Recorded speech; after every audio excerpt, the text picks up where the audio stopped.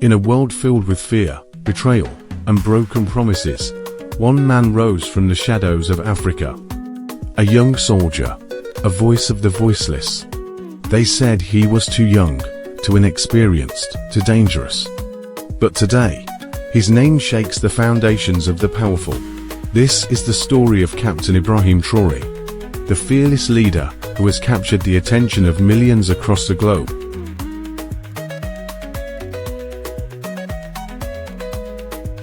Burkina Faso, a land written off by the world, a land called poor, forgotten, and lost. But in the ashes of pain, a new fire began to burn. Traoré did not wait for foreign saviors. He stood before his people and declared, "We will write our own destiny." While others bowed to global powers, he lifted his head. While others begged for loans, he spoke of freedom. While others whispered in secret, he thundered in public. Africa must rise. Africa must unite. Africa must be free. And the people listened. From the streets to the villages, his voice became their heartbeat.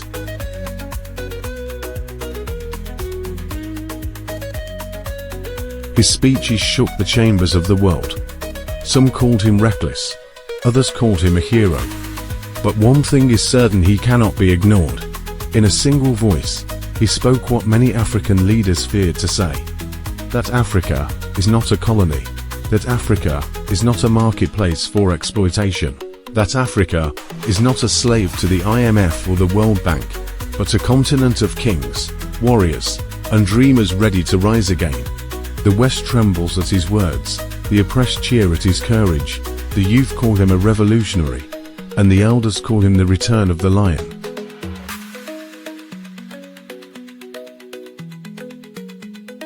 But the question remains, can one man change the fate of a continent? Or will the powers of darkness strike him down before the dream is born? This is not just the story of Traoré. This is the story of every African child who dreams of freedom, of every mother who prays for peace, of every father who longs for dignity. This is the cry of Africa, echoing through generations, demanding to be heard.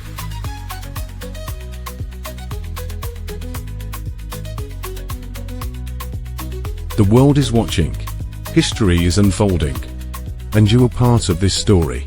Subscribe now, join the movement. Because this is more than news, this is destiny. This is the voice of Africa rising.